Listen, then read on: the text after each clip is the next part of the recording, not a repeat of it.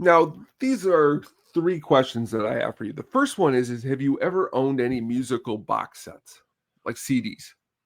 The only one I currently have is that Springsteen live one. Oh, okay. But I think everybody has that. I think everybody that collects records has that Springsteen box set. That's a good one. Yeah, I did buy the box set. It was Tom Waits. What is it? Bastards, Ballers, and Brawlers. Okay.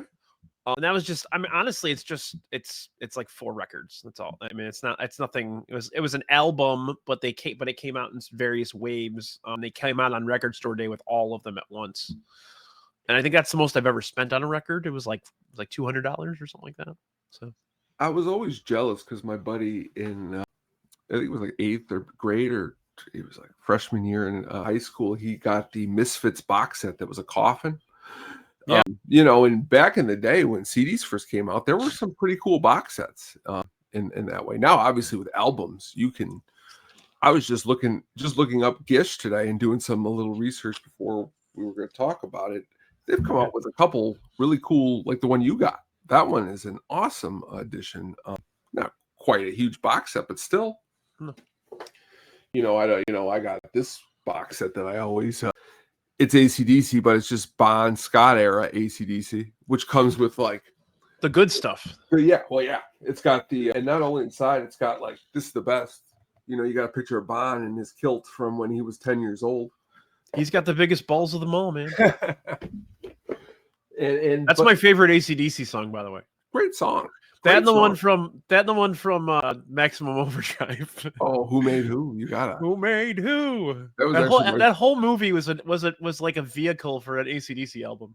It was, and it actually that was actually the very first one. The first tapes I ever owned was Who Made Who, or you can call it the Maximum Overdrive.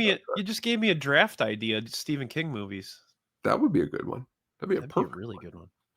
Another thing, I actually went up into the attic the other day, and I found I had a bunch of music VHS tapes. Like that was another thing I used to collect a lot of. Like if you came over, and like I'd be like, let's watch watching concerts of bands. Now you just go on YouTube and watch the same exact videos, but like I got like it's like Metallica Making of the Black album. You know what I mean? I got it, and those are cool. Yeah. You go back and get to relive some of that studio footage. It's always a good time.